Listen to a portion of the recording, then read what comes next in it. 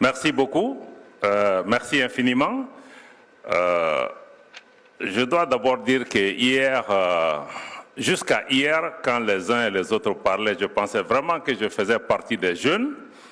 Mais quand j'ai écouté les uns et les autres, je me suis rendu compte que je n'en fais malheureusement pas partie. Mais Robert et moi, nous demandons de travailler avec nos jeunes gens pour encore élever l'âge de la jeunesse jusqu'à notre niveau, pour nous permettre de travailler ensemble.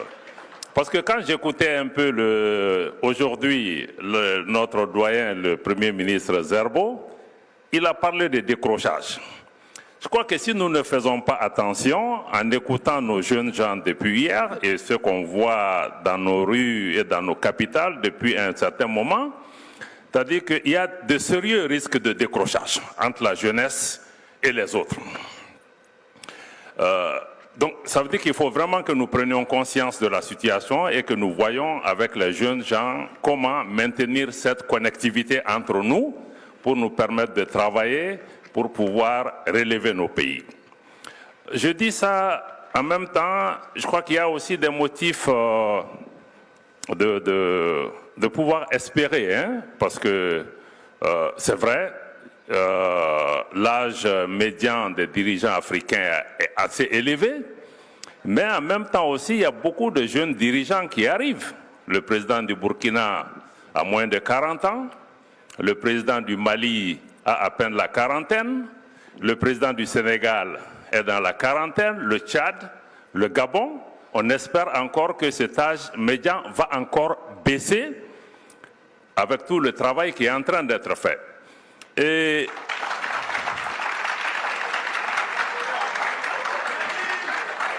je ne dis pas ça pour faire plaisir, parce qu'en réalité, ce n'est pas nouveau. Quand nous regardions notre ancien président Modibo Keïta, quand il est arrivé au pouvoir, à l'indépendance, il avait à peine 33 ans. Et la plupart des dirigeants des indépendances étaient dans la trentaine ou moins. Et nous, les qualités que nous avons aujourd'hui, ils n'avaient pas. Modibo Keïta était un instituteur, il n'a pas été préparé à diriger un pays.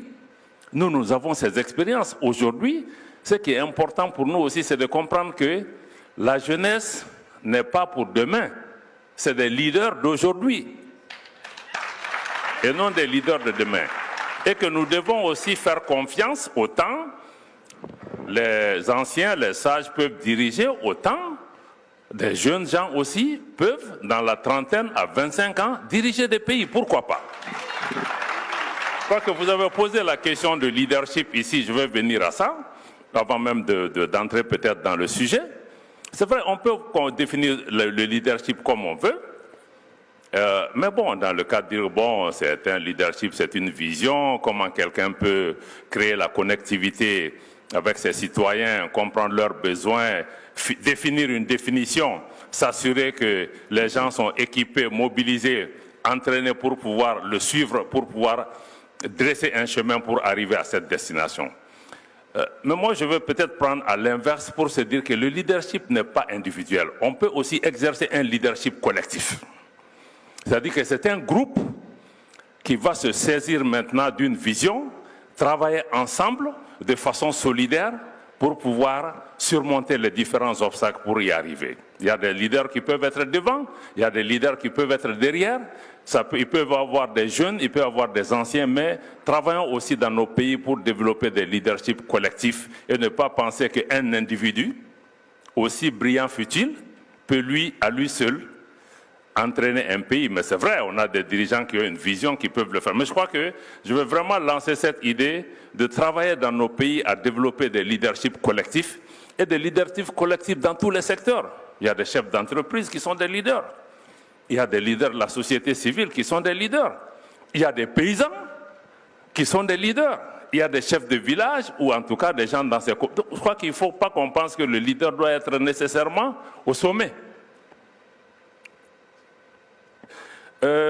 La deuxième chose que je voulais dire pour pouvoir vraiment revenir maintenant, c'est d'abord à travers vous, le ministre Aïdam, notre modérateur, de vous remercier, de remercier notre collègue Robert Ducé et à travers lui de remercier le président du Conseil pour vraiment le leadership du Togo en maintenant ce cadre de dialogue qui est extrêmement important, mais qui lui-même se situe dans le cadre du positionnement du Togo pour pouvoir maintenir le dialogue. J'aime bien le terme Lomé, capitale du dialogue, de la tolérance, de la paix et tout ça. Je crois que ce n'est pas par accident. Ce n'est pas par accident que nous nous trouvons tous ici et que nous puissions continuer à échanger, parce que la première ministre, ma grande sœur Aminata Touré, a parlé hier de dialogue entre la CEDEAO et l'AES, mais nous avons toujours été pour le dialogue. Parce que quand on sait ce qu'on veut, on n'a pas peur de discuter. Quand on sait ce qu'on veut, on n'a pas peur de discuter. Et naturellement, il est arrivé un moment, je dis ça parce que c'est important, il est arrivé un moment quand mon pays était sous sanction, malheureusement, Lomé était la seule capitale que je pouvais visiter en Afrique de l'Ouest. Et le Togo a eu le courage de maintenir sa porte ouverte, de maintenir le dialogue avec nos pays. Et si on avait écouté le Togo, encore une fois, je ne leur jette pas de fleurs, si on avait écouté le Togo, on ne serait pas aujourd'hui sorti de la CEDEAO.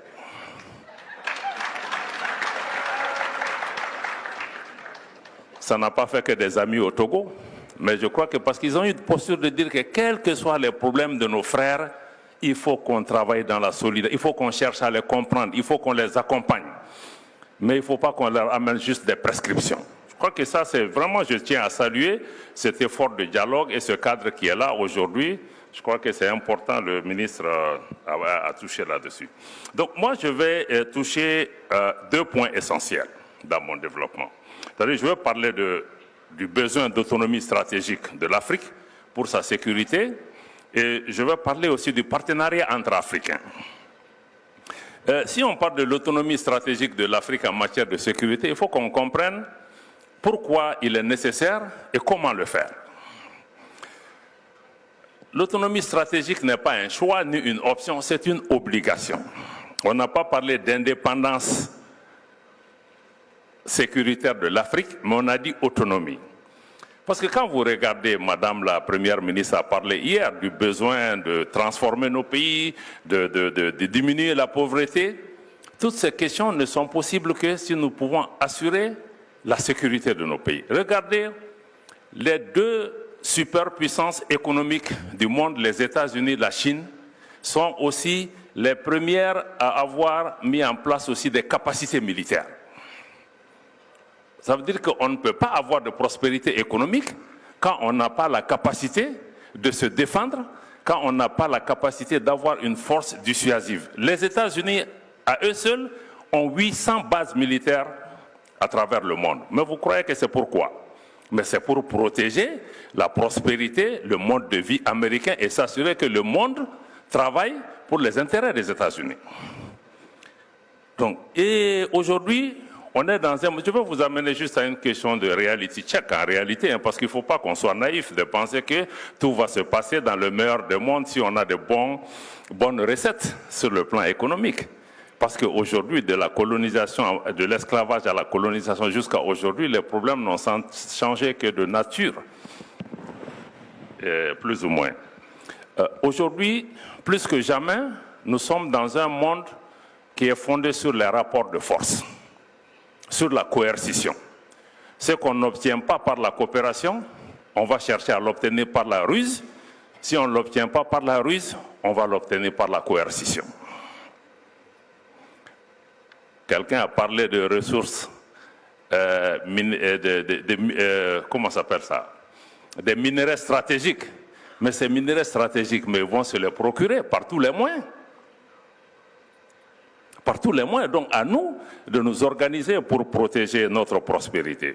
Ça, je voulais dire ça, c'est important. Et la deuxième chose que je voulais aussi dire, c'est vrai, l'Afrique est un continent divers, l'Afrique fait face à beaucoup de défis sécuritaires. On a tout cité, je ne vais pas revenir dessus, terrorisme, question d'ingérence extérieure.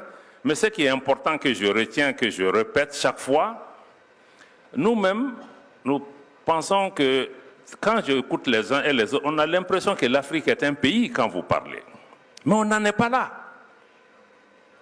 Parce que nous réfléchissons, nous pensons l'Afrique en tant que pays ou en tant que continent, mais chacun travaille individuellement. Donc il y a aussi une déconnexion à ce niveau. Parce que nous ne pouvons pas avoir des solutions collectives et chacun essaie de tirer ses marrons du feu. Donc tant que nous ne changeons pas cette dynamique de nous dire que oui, l'Afrique continent ou l'Afrique pays est une aspiration, mais on n'est pas encore là. Mais il faut qu'on organise le travail. Parce que l'Afrique est divers, parce que chacun défend ses intérêts, etc. Mais il faut qu'on pense collectivement, mais aussi qu'on agisse collectivement. Mais on pense collectivement, on agit individuellement. Et là, à mon avis, c'est un problème. Maintenant, sur la question toujours de la défense collective, en tout cas l'autonomie stratégique, ce qui est important, c'est d'abord le besoin de nous approprier nos moyens de défense. Vous avez vu dans le cadre de la Covid, y compris les moyens militaires, y compris la nécessité d'évoluer vers une industrie militaire qui elle-même aussi, non seulement nous donnera la capacité d'être autonome, mais aussi créera une économie, créera des emplois pour nos jeunes gens et diminuera la dépendance. Vous avez vu dans le cadre de la Covid, l'Afrique s'est réveillée un matin, elle n'a pas accès aux médicaments. Ceux qui ont accès ont défini les prix pour eux-mêmes et nous on était là, on les regarde. En matière de défense aussi, ça risque d'être la même chose parce que ceux qui nous équipent aujourd'hui ou demain sont nos concurrents. Si demain nos intérêts ne vont pas dans la même direction, mais ils vont nous couper les vivres. Donc pourquoi nous ne pouvons pas, parce que les pays africains aujourd'hui, chacun investit dans sa défense individuellement. On peut le faire aussi collectivement. Au-delà de ça, il faut qu'on comprenne que l'autonomie stratégique de l'Afrique en matière de sécurité n'est pas qu'une réponse sécuritaire. Parce que l'autonomie stratégique sécuritaire englobe des dimensions qui doivent aller au-delà du sécuritaire. Les ressources naturelles, leur transformation au bénéfice du continent, c'est une dimension importante. Les moyens de télécommunication dont on a parlé, les industries, les nouvelles technologies que nous devons maîtriser et contrôler, l'énergie, on en a parlé, c'est une dimension essentielle, l'information, la désinformation et le contrôle de l'intelligence artificielle sont des dimensions importantes. La sécurité alimentaire, le ministre angolais en a parlé hier, que celui qui contrôle ton ventre contrôle ton esprit. Et moi j'irai plus loin pour dire que celui qui contrôle ton esprit contrôle aussi ton cœur. Même ta motivation pour défendre, protéger ton pays n'est pas parce qu'aujourd'hui, la colonisation, ou en tout cas l'hégémonie à laquelle on assiste dans le monde, c'est qu'on ne nous envoie plus les militaires. On nous tient par la tête. Et quand on nous tient par la tête, ça veut dire que quelqu'un à l'extérieur du continent a notre télécommande. Et ce qui rend la chose beaucoup plus dangereuse. Donc, ça me semble être important. Maintenant, je vais réfléchir un peu aussi sur les questions de partenariat entre Africains. Parce que là, on est aussi entre nous, même si on a des partenaires extérieurs avec nous. Mais il faut aussi qu'on se dise certaines vérités entre Africains. On a dit solution africaine aux problèmes africains. Le concept est pertinent. Il est juste, il est bon, mais à la réalité, on a des problèmes avec cette question. Je vous donne juste 2 points à titre d'illustration. Les représentants de l'Afrique au Conseil de sécurité, quand les questions qui touchaient mon pays sont arrivées là-bas, je vous assure que les Africains votaient contre nous pour pouvoir nous imposer des sanctions, même pas sur des questions d'élection et autres, c'est sur des questions de gouvernance interne par rapport au processus de paix. Les Africains ne nous ont pas aidés, ne nous ont pas défendus. Il y a même des partenaires extérieurs à l'Afrique qui sont venus à notre secours et qui sont venus nous expliquer comment les choses se sont passées à notre rencontre. Je crois que ça, c'est assez décevant. C'est assez décevant. La deuxième, c'est le cas du Niger. Parce que l'Afrique doit être bâtie sur la solidarité. On ne peut pas être dans un cadre d'intégration régionale qu'on décide d'aller attaquer un autre pays. Et je crois que par rapport à ça, l'AES a donné quand même une leçon qui doit être apprise un peu partout en Afrique. Parce que c'est la première fois, en tout cas, de ma jeune expérience sur le continent, qu'on veut attaquer un pays, deux pays se lèvent. Si vous attaquez ce pays, le Mali et le Burkina, on dit que si vous attaquez le Niger, considérez que nous sommes en guerre avec vous.